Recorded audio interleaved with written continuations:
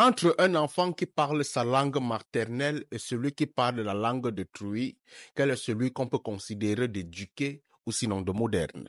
Écoutons un peu la petite vidéo de cette fille et après on va parler des langues maternelles.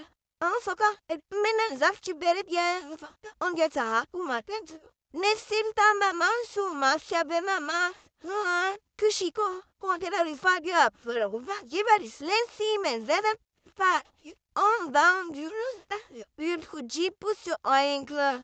Allah. Oh, ça te semble la pièce. Send me, my half send me, the must send me. No te da, Maria. Tan win fa bo. Tu sabari.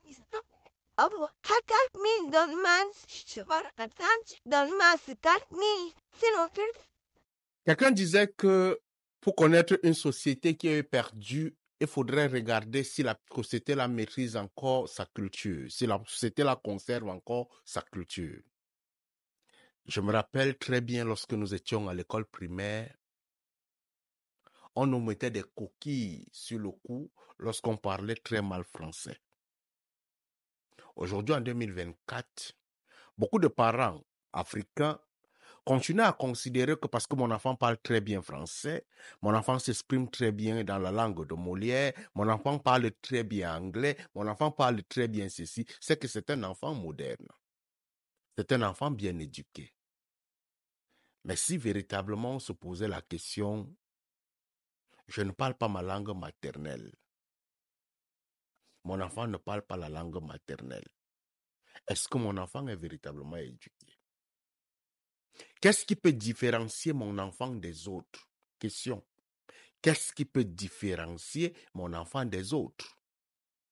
Si mon enfant est colonisé jusqu'à la racine, il ne parle pas sa langue, il ne mange pas sa nourriture, il ne danse pas sa danse traditionnelle, mon enfant ne fait absolument rien de ce qui vient de son village, de ce qui vient de sa culture, qu'est-ce que je suis véritablement en train de fabriquer?